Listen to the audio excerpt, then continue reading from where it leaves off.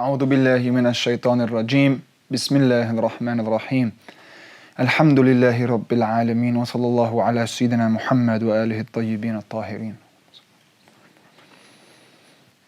اللهم اخرجنا من ظلمات الوهم وأكرمنا بنور الفهم اللهم افتح لنا أبواب رحمتك وانشر علينا من خزائن علومك يا أرحم الراحمين اللهم علمنا ما ينفعنا وانفعنا بما علمتنا وزدنا علما.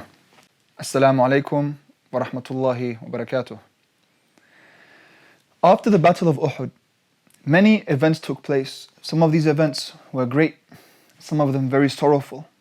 Of the first of these great events was the birth of Imam al-Hassan alayhi salam in Shahr Ramadan on the third year after Hijrah. And the Prophet took Imam al-Hassan as soon as he was born into his arms and recited the adhan and the iqamah into his ears. And about 10 months after this, in the month of Sha'ban, Imam al-Hussein alayhi salam was born. And once again, Rasulullah takes him into his arms and he names both of them Al-Hassan wal-Hussein, the princes of paradise. And Rasulullah began to train them and raise them from when they were born in the same way that he had trained and raised Imam Ali alayhi salam. And so wherever he would go, he would take them with him. He would sit with them in the cradle. And as they grew, whenever he was giving a speech and one of them stood up or spoke during the speech, during the sermon, he would take Imam al-Hassan and Imam al-Hussein into his arms and sit them on his lap and continue giving the sermon. When he would be praying and when he would be in sujood, Imam al-Hassan al-Hussein would climb up onto his back. And Rasulullah preferred that he stay in sujood until they got off of his back rather than disturb them by standing up earlier than they wanted to, as they wanted to play with him. Rasulullah would watch them as they would play with other children and as they would play with each other, and they would wrestle each other in their youth, and he would listen to their laughter. He would always keep an eye out for anything Imam al-Hassan wal-Hussein asked, and he would answer them and sit with them and give them of his knowledge in the same way that he gave Imam Ali alayhi salam of his knowledge. They would be called the riders of the shoulders of Rasulullah because they would always remain with him on his arms and on his shoulders. And they brought such happiness to the Prophet after he had experienced so much sadness in his life. But there were still difficulties for Rasulullah to endure, as soon after the birth of Imam al-Hussein, Imam Ali alayhi salam came to Rasulullah and told him that my mother, Fatima bint Assad, had passed away. And when Imam Ali alayhi salam, in his sorrowful voice, told Rasulullah that his mother had left this world, the Prophet said, "It is my mother who passed away today." Because the Prophet's relationship with Fatima bint Assad was one of a child with his mother, in that he would say that she would make her own children go hungry before I went hungry. She would feed me first. And she always sought refuge in Rasulullah, and she was one of the first of those to follow him. When she had passed away, and as they brought her to her grave, by her own request, Rasulullah laid in her grave first. And as they laid her body to rest in the grave, the Prophet wrapped his shirt around her and put it over her and recited to her, your son. Not Ja'far and Aqil. She went into the grave. And the Prophet, when people asked him, why were you reciting that to her? And why did you give her your shirt? He would tell them, I once gave a sermon about the Day of Judgment, and I once gave a sermon about death and the squeeze of the grave. And this lady, this pious lady, with all of her devotion to Allah subhanahu wa ta'ala, still feared the grave and the squeeze of the grave. And so I wanted to give her my shirt for her to have barakah in the grave.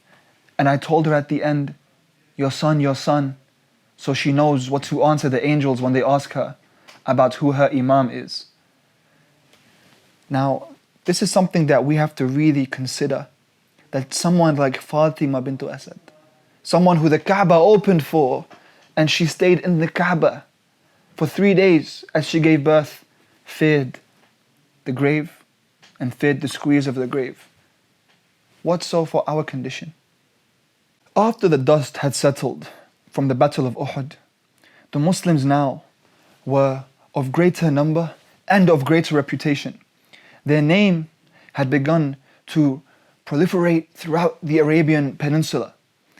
But the people within Medina, those who were against the Muslims, some of them Muslims themselves, some of them known as the munafiqun, the hypocrites, and many of those from the Jewish tribes began to grow in animosity towards Rasulullah and towards the Muslims. Some of them tried to fight the Muslims, to plot against the Muslims, and to plot against Rasulullah. When the Prophet would find out, he would try to sit with the chiefs of these tribes and different clans, and would try to speak to them, and would try to make peace with them. Though, if they did not accept, and they were adamant upon war, the Prophet didn't fight them, but he would exile them from Medina. They would have to leave. Many of these Jews went to a place known as Khaybar, where there was a Jewish settlement and many castles, and the power of the Jews there and the land of the Jews was so rich that many would go and stay there in a sanctuary. When they grew in number, they regretted not joining the Quraysh in Uhud in order to finish Islam once and for all. And so they began to devise a plan that the time had come for all the tribes in Arabia to unite and go and finish Islam and finish Rasulullah once and for all. And the first name and the first tribe on the list of the Jews of Khaybar was Quraysh. They decided they would send a delegation of 50 men to go to Quraysh and speak to Abu Sufyan and tell him of their plan to form an alliance known now to us as the Ahzab or the Confederates, that they would gather as many warriors as they could in order to go and finally end this problem that Rasulullah had caused them. Many of these Jews knew Prophet Muhammad to be a prophet. Many of them would admit that he was the one who was prophesied, but because he did not come from their tribes, and because they saw themselves as Sha'bullah al-Mukhtar, as the chosen ones by Allah, just as Quraysh did, they could not accept an Arab as a prophet to lead them. So 50 men went to Abu Sufyan. They went to Quraysh and they told him of the plan. And Abu Sufyan liked what he was hearing, that finally now they would gather as many warriors as they could. But he said, first, as a token of our unity, you must bow down to my idols and my gods. The Jews, unprincipled, accepted. They went to the idols of Lat and Uzzah and Hubal, and they began to bow down to those idols as a form and as a token of their alliance. And now Abu Sufyan called upon all of the Quraysh. They all came. And he gave a speech telling them the time of Muhammad has come. And now we will finally have our road to Sham given back to us, because the economy of the Quraysh had run dry. And there was no way for them to make any more money because they could not take any of their caravans up to Sham. So finally they would go, and now they would end the Prophet. Now, there was one warrior that was not present in Badr or in Uhud, that many had said, if this warrior had been present, then the Muslims would not have won. He was known as Faris Yalyal, the warrior of the valley of Yalyal, because a story had emerged of his courage and bravery and swordsmanship in a battle known as the Battle of Yalyal, in which he was with his companions, and there was a whole army facing them that outnumbered them. And so this warrior of Yalyal told his companions to leave, and that he would stand on his own against the army as they made their way out to save their lives. And this man stood against this army by himself before making his own way out. Known as the warrior of Yalyal, he went by the name of Amr ibn Abdul Wid, known across all of Arabia as the greatest warrior in the land. And Abu Sufyan sent a delegation to him and required his services for this battle. And Amr obliged. And now Abu Sufyan with the greatest warrior of Arabia by his side. And the Jews of Khaybar, now forming an alliance with the Quraysh, was confident that the time of Islam had come and it would end once and for all. And so they gathered around 10 to 30,000 warriors, 10 to 30,000, never before seen in the land, and made their way to Medina. As they marched, Rasulullah received news.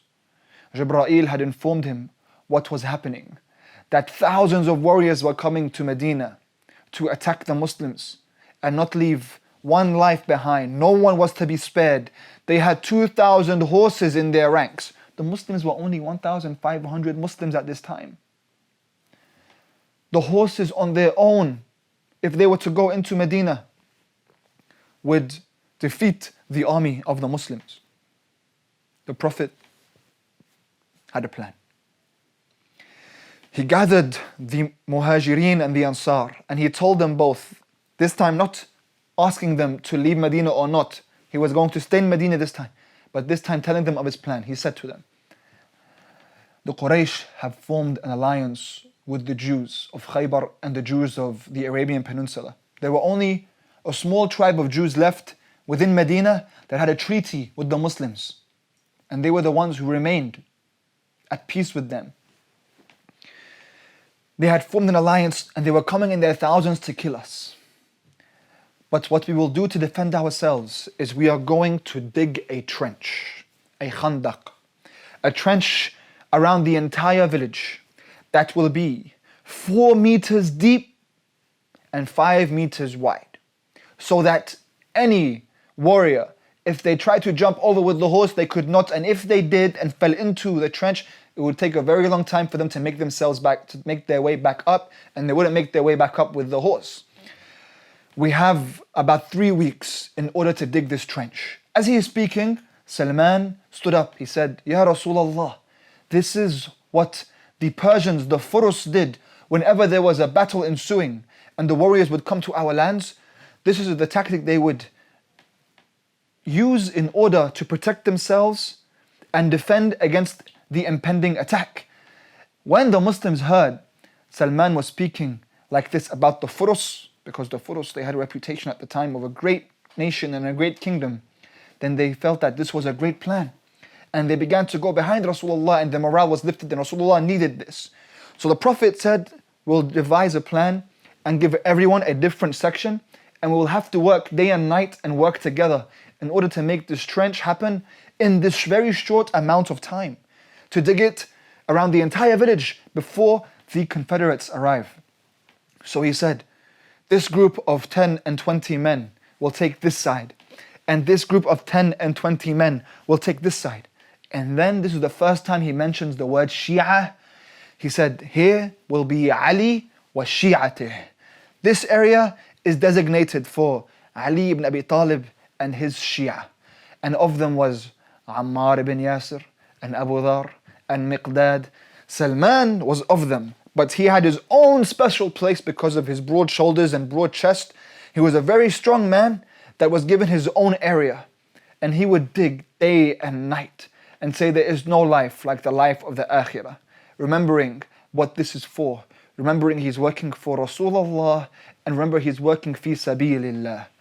Now the Muslims dug day and night, preparing themselves for the battle that was going to come and for the great test that was going to come. Now it is true that the Muslims were severely outnumbered, and this was the main strength of the Confederates. However, they had several weaknesses that Rasulullah strategically and tactically was going to expose and take advantage of. And that was that they are not one leadership. They are not united under one leadership. They have formed an alliance, but there is no one leader that commands the army. Abu Sufyan cannot command the Jews, and the Jewish chiefs cannot command Quraysh. They would never accept, and they both see themselves as the greatest of God's creations. Rasulullah was going to expose this weakness along with their weakness of not having one united goal. Because the main goal of the Jews was to kill Rasulullah. Now, with the Quraysh, although they wanted to kill Rasulullah, their main goal And their priority was to open up the pathways into Sham. It was to have this caravan and allow their economy to grow once again, and again be known as the strongest tribe in Arabia. Because they did not have one united leader and one united goal, and they were underprepared for a drawn out war, they were coming and thinking that they were going to perform a massacre. They were not coming thinking they were going to be in a long and drawn out siege of a land. So they were underprepared when it comes to food, when it comes to water, when it comes to any of these essential items that they need to survive for a long period of time, especially in the desert. Whilst Rasulullah, he was one leader. He commanded one army, one goal for all of them, Islam. This shows us the importance, my brothers and sisters, of unity, the importance of leadership, the importance of being united in our goals and being united in our intentions and being united in who we take as our leader. Of course, their weakness was that they were such a low number at the time. But Prophet Muhammad was relying upon their spiritual power to push them through. And Allah subhanahu wa ta'ala made Himself present for the Muslims throughout the time in which they were digging, when they were all trying to work together. Abu Ayyub al-Ansari, one of the Muslims, one of the poorer Muslims, came to Rasulullah, invited him. He had a bit of meat that he was going to share with his wife for a meal. And he invited Rasulullah this bit of meat and some wheat to come to his house. And so the Prophet Muhammad called out to the Muslims that day and said, "My brothers and sisters, we are all invited to Abu Ayyub al-Ansari's house today." And Abu Ayyub al-Ansari did not know that the Prophet was going to invite 1,000 people for dinner. He didn't know what to say. He went to his wife and told her, "We are expecting over 1,000 Muslims to come and eat at our house today. Rasulullah had invited them. What are we going to do?" And she said, "If Rasulullah has invited them, then don't worry." The Prophet came, told Abu Ayyub al-Ansari, "Don't worry, ya Abu Ayyub." And he blessed the meat enough that there was enough food. Every time Rasulullah would put meat and wheat into a plate of one of the Muslims, it would suffice. Enough food for 1,400 people. Another event very similar to it was when Sayyidah Zahra alayhi salam would come and bring a handful of dates to her husband and her father. Rasulullah would take it in her mandil, in her scarf, and he would lay it onto the ground, and it would spread into thousands of dates, and he would invite the Muslims to eat and gain their energy back. There was one time as Salman was digging, he struck a rock, and this rock was so strong that it was not breaking. Salman kept trying to smash it. Someone with Salman's strength was not used to this resistance from the rock, so he calls Rasulullah. The Prophet came and he took the rock and he said, "Allahu Akbar, Allahu Akbar, Allahu Akbar." And he smashed the axe onto the rock and it split open. And Rasulullah said, "In this rock I see a light, and this light is the bright future of the Muslims." Now people in Medina who were not Muslims, including the hypocrites who were, they began to laugh at the Muslims. They were laughing at what Rasulullah was saying. There's a bright future for the Muslims. You have every single tribe of the Arabian Peninsula that hate you coming together right now to come and kill you. Of the Jews and Quraysh, the strongest tribes, they want to come. And you are digging a khandaq. You are digging a khandaq right now, and you believe that the Muslims have a bright future. The people disbelieved at that time. Rasulullah kept trying to raise the spiritual morale of the Muslims in order for them to have enough strength when the time came. The Ahzab arrived soon after, thinking they were coming to massacre the Muslims. To their surprise, they come and they find a trench. It had finished only 3 days before the arrival of the Confederate army. Now, Abu Sufyan looked around. They were not prepared to go in one by one because they had a larger number. They decided they would wait to dwindle the essential items and the goods of the Muslims until they were weak enough that they would go in, or they would find a way in order to infiltrate into Medina. Imam Ali alayhi salam, as usual, the flag bearer, would take the flag and he would go to a hilltop in Medina and he would watch them. And they would watch him. And they would look across of the Khandaq, across together. Meanwhile, Abu Sufyan would devise a plan. And the Jews were devising a plan. How should we go in? And how will we infiltrate into Medina? One of the Jews, a man by the name of Huyay, he decided that he would use the Jewish tribe of Banu Nadir, who were the ones who remained in Medina, the ones who had a treaty with Islam. He decided he would use them as his inside men because they still had good relations. He was a man who had lived in Medina previously. So he went around to the other side of Medina. The side had all the Muslims by it. He went around to the other side of Medina to call the Jewish tribes. As he would call them, and they would come out of their houses, he would tell them, let me in, let me through. I have something to speak with you about. They told him, we can't break the treaty with Rasulullah. We haven't had any problems with Muhammad. He has only abided by the treaties of peace. We don't have an issue with him. You had an issue with him with your clan. We don't have an issue with him. He would tell them, let me in and let me tell you what we have with us, who I have brought with me. So they decided to let him in. He came in secret and he spoke to them. He told them, listen, I have brought with me the Quraysh. When they came in Uhud, we didn't join them. Until now, we regret this. Why don't you go back to the days before when we were the strongest of the tribes in Medina and in Arabia? We don't have to listen to this man. I have brought with me the Quraysh and I have brought with me Amr ibn Abdul Wid. If you join us now from the inside and you help us to come in, I promise you, you will have a great position after Muhammad is dealt with. As they began to listen, some of them would say, should we? Shouldn't we? Is he not the Prophet of God? Even if he is, so what? He is not of the Jews. As they would debate between each other, Huyay said, listen, as an insurance policy, I guarantee and give you 70 men of Quraysh that would come and stay with you and be under you as an insurance policy until we are done with Muhammad. And that way you know that I'm not coming to betray you. So here, Banu Nadir, the Jewish tribe of Medina, accepted. And they told Huyay, okay, go and bring the men of Quraysh to stay with us as our guarantee and insurance policy that we know that you are not going to betray us. So Huyay returned once again in secret in the middle of the night. As he's going back, Rasulullah was patrolling in Medina.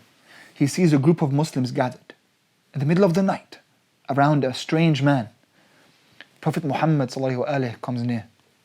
He looks at the man, and the man tells him, Ya Rasulullah, and he bows his head in front of him. He says, I have come from the Confederate army. I have come in secret, and I have come to tell you that I want to be a Muslim and I want to be with you. Rasulullah watches him and listens to his every word. And the man says, and as a token, so you know that I'm coming in peace, you know what I'm coming for, I tell you that right now Abu Sufyan and the Jewish tribes, they have made a deal with Banu Nadir. They have made a deal with the Jewish tribes in Medina. And there are 70 men of Quraysh that are going to be with them. Rasulullah listened and then told him, yes, I know. And I'm the one who told Banu Nadir to do that.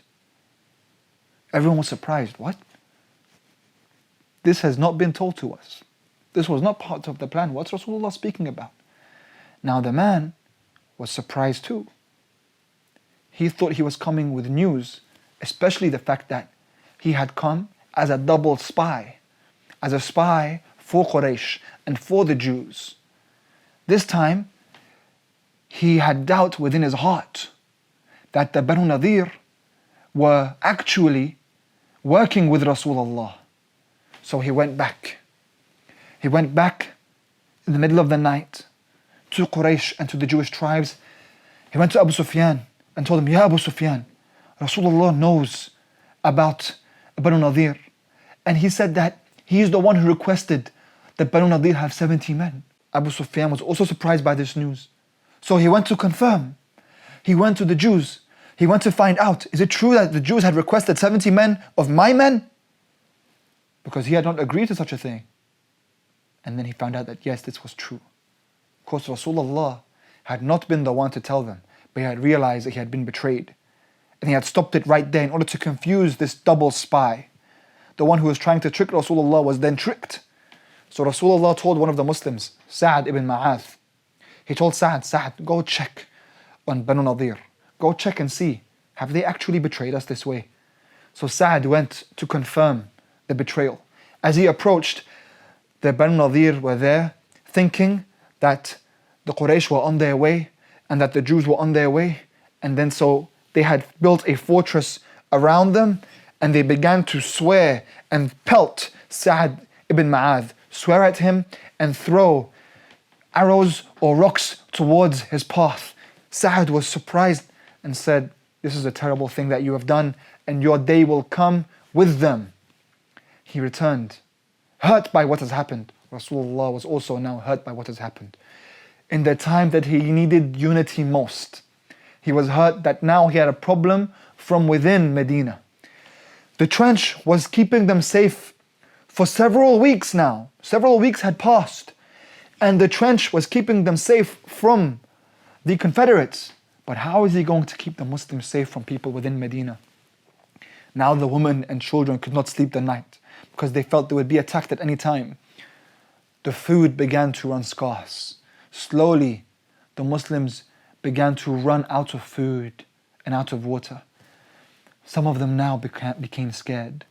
Some of them lost that courage and morale as the days and nights went by. And Rasulullah would walk, never taking a moment's rest. It is said that their hearts reached their throats. Their eyes became so dull. Some of them would run away in the middle of the night. Some of them would try to go through the trenches on their own to make their way out of Medina, never to be seen again. Hundreds left Rasulullah, just like in Uhud. Once again, they began to leave Rasulullah by the tens. Imam Ali alayhi salam would always stand by the Prophet's side. The Prophet would go into his house, into his room, sit down. As tears would come down his eyes, they would stroll down his face, and he would say to Allah, Ya Rab, you see what I'm going through. Akshif li hammi ya Rab. Relieve me of this burden. You see what is happening, and you are watching over my condition. SubhanAllah, once again, we notice in Karbala, Imam al-Hussein recites these words when the head of Habib ibn Mudahir is in his lap. He looks to the sky and says, Ya Rab, everything I endure here, I endure because you are watching me. عَمِيَتْ عَيْنٌ لَا تَرَاكَ عَلَيْهَا رَقِيبًا. Blind is the eye that does not see you watching over it. Rasulullah called to Allah subhanahu wa ta'ala in every breath, asking for His aid and His victory. The Muslims at this time were at their weakest. After about a month of this drawn out siege, this long process, Abu Sufyan decided now is the time to strike. Amr ibn Abdul Wid took the flag. It was time for him to make his presence known and do what he came for. He took with him only a couple of warriors. As they came in, the Muslims could not believe their eyes.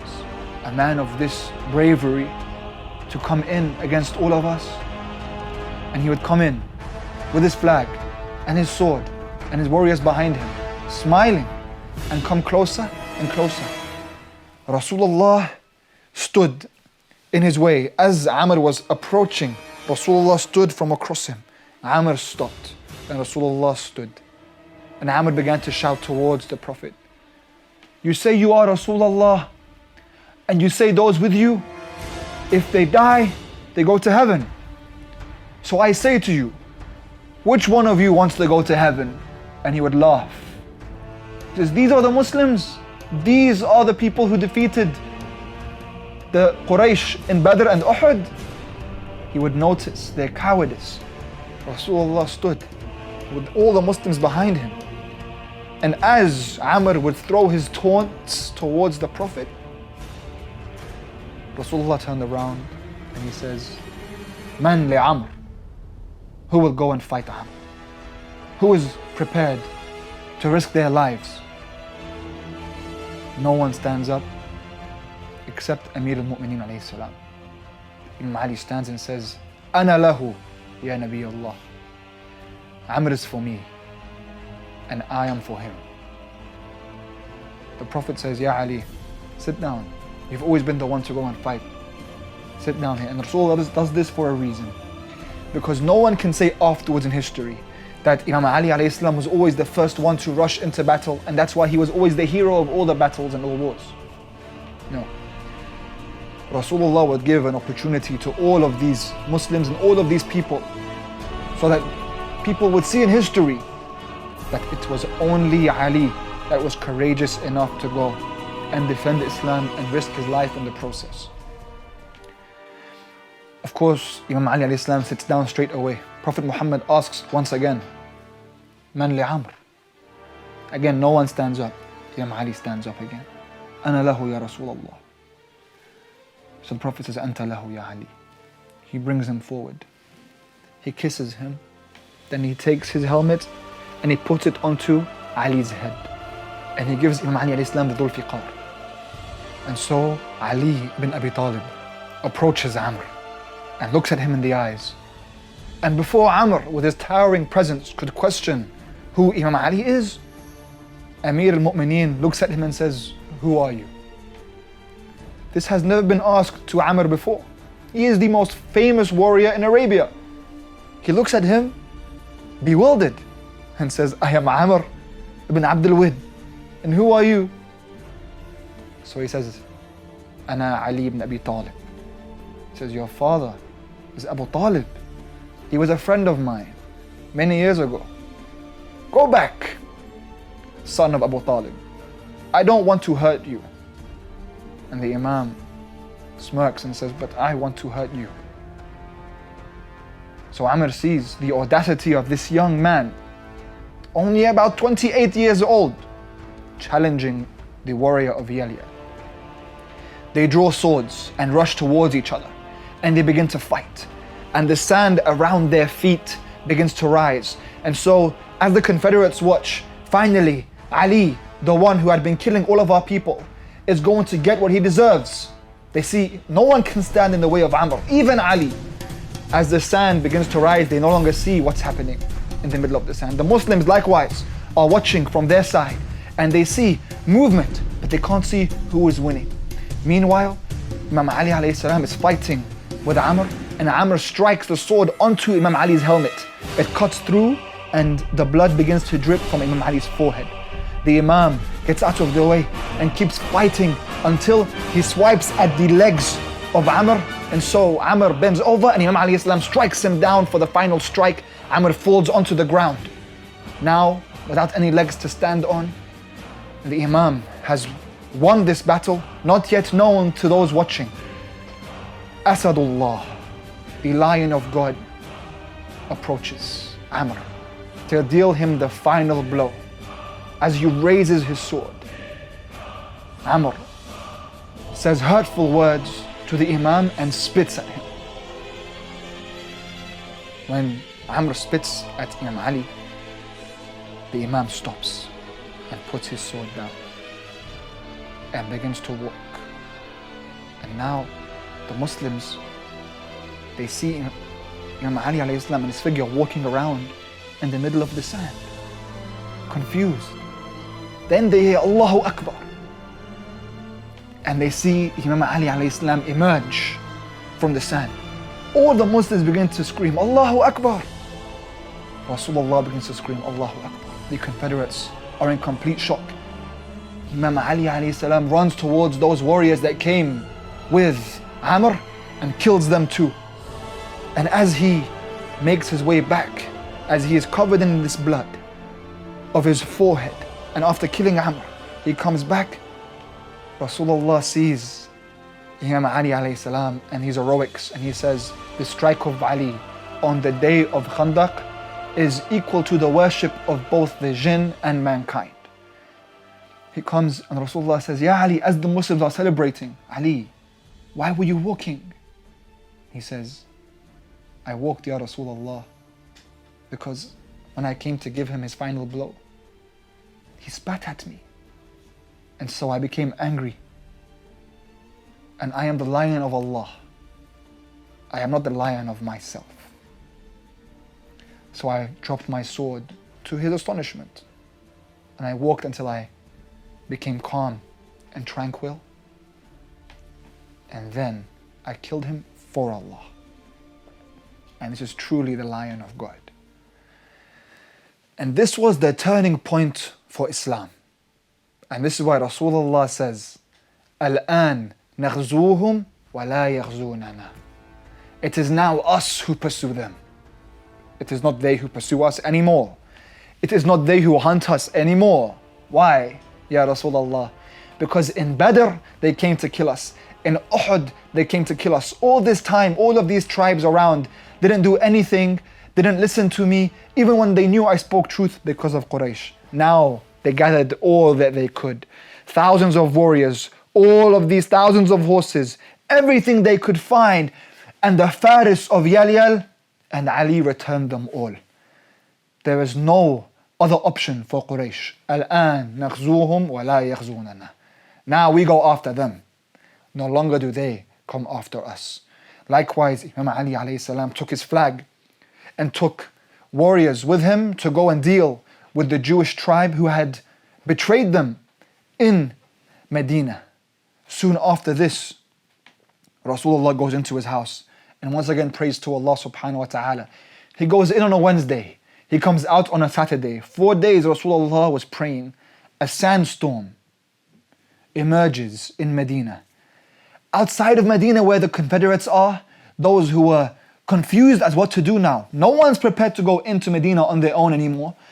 Their supplies were dwindling and now there's a sandstorm. No longer could they even tell who from who. No longer could they tell Jew from Qurayshi. No longer could they tell any tribe from tribe or warrior from warrior. Abu Sufyan then decided amidst the chaos that they would have to leave and retreat. And amidst the chaos, he himself, this leader of the Quraysh, tried to leave on his camel that was still tied. This was the chaos at the time. Someone like Abu Sufyan did not even know how to untie his camel. The Quraysh had finally returned and the Muslims were safe. And once again, the names of the Muslims and the name of Ali ibn Abi Talib ran through Arabia. And the name of Muhammad ibn Abdullah, Rasulullah, ran through Arabia. And finally, as the Prophet said, this was the turning point for Islam. And now they had to make their recovery after they had lost all of the supplies over this time in order to resettle into Medina as the Quraysh went back to Mecca with their tails in between their legs. After the Battle of Khandaq and after the Muslims had recovered, Rasulullah sallallahu alayhi wa alihi was at his house and Sayyidah Zahra alayhi salam had made some food for him. And so she knocked on the door. Rasulullah's wife Salama allowed her in. Sayyidah Zahra alayhi salam came to give Rasulullah this food and the Prophet said, Ya Zahra, where is your family? Where's your husband? Where are your children? She says, they are home. So he says, go and bring them. I want them all here. So Sayyidah Zahra alayhi salam, she goes, she calls Imam Ali and she brings her 2 young sons. And they come back to the house of Rasulullah.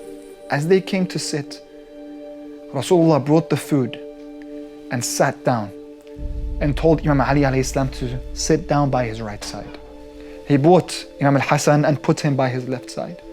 He put Imam al-Hussein alayhi salam on his stomach. And Sayyidah Zahra alayhi salam sat by his legs. And they ate together. And what's interesting is Rasulullah would usually eat with his wife, yet Salama would not eat with them on this day.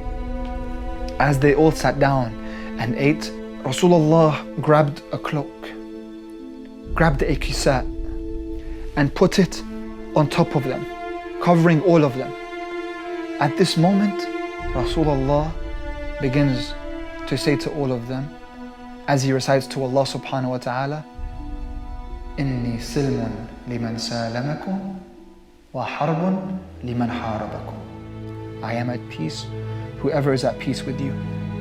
And I am at war, whoever is at war with you.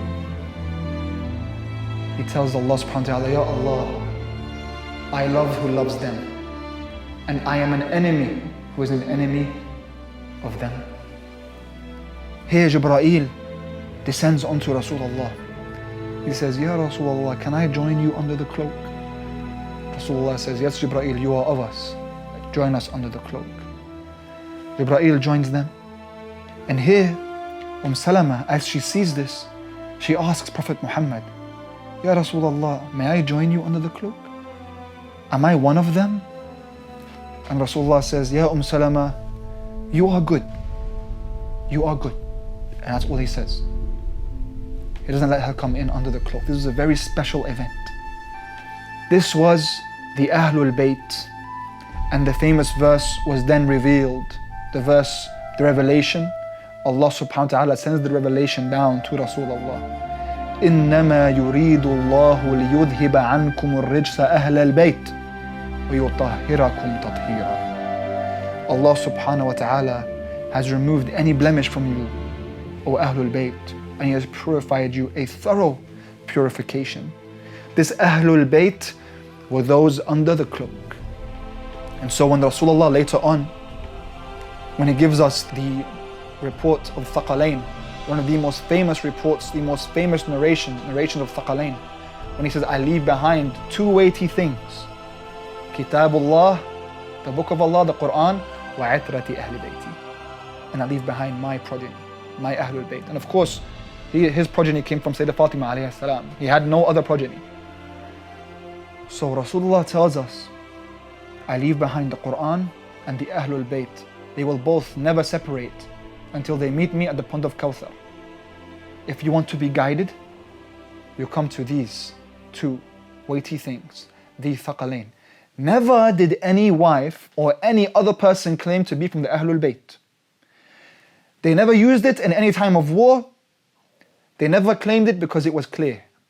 Those who were under the cloak were the Ahlul Bayt, and Allah subhanahu wa ta'ala had purified them a thorough purification. And so we say to their souls, Harbun liman harabakum wa silmun liman salamakum.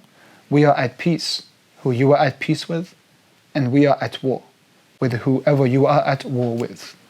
Walhamdulillahi Rabbil Alameen wa sallallahu ala Sayyidina Muhammad wa alihi at-tayyibin at-tahirin.